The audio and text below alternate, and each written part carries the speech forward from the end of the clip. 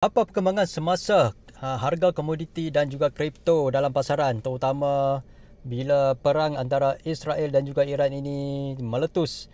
Okay, kalau kita tengok minggu lepas bila Israel start bom Iran dan juga Iran balas balik bom Israel, harga minyak WTI naik daripada $66 sehingga $77, naik lebih daripada 16%. Sama jugalah dengan harga minyak Brent. Kemudian gold naik $100 daripada $3340 per ounce ke $3450 per ounce.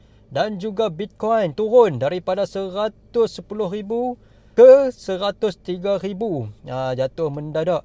Dan sekarang ni dalam minggu ini sejak daripada Isnin, market agak stabil, di mana gold sekarang ini berada di dalam range 3370 dan 3400, dan minyak lebih kurang $75 untuk WTI, Brent $76 per barrel, dan juga sekarang ini Bitcoin pada $105,000 per unit.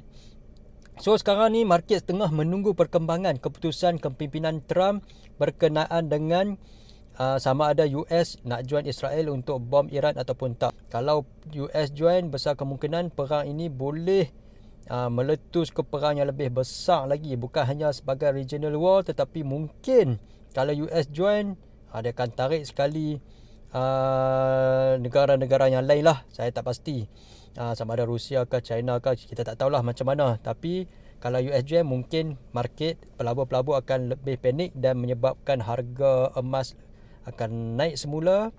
Kemudian harga kripto akan jatuh, Bitcoin akan jatuh, dan oil mungkin akan naik jugalah. Tetapi oil ini juga sekarang menantikan perkembangan tentang situasi di Selat Hormuz yang dikuasai oleh Iran, yang mana Iran berkemungkinan untuk mengawal ataupun menutup laluan utama kapal di Selat Hormuz itu, di mana tak salah saya lebih kurang 30% supply minyak menggunakan laluan tersebut lah. Jika Iran tutup, akan menyebabkan harga minyak akan naik lebih tinggi lagi. Kesannya kepada negara kita tak pasti lagi. Mungkin kerajaan kena tambah lagi subsidi untuk kekalkan harga sekarang, ataupun tak tahulah, mungkin harga pun akan naik lagi sebab harga minyak pun agak naik jugalah sekarang ini.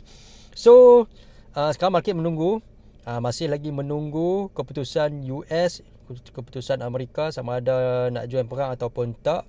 Tetapi mengikut perkembangan sekarang ini, berkemungkinan mungkin tak join. Mungkin Trump sekarang ini akan berunding dengan Iran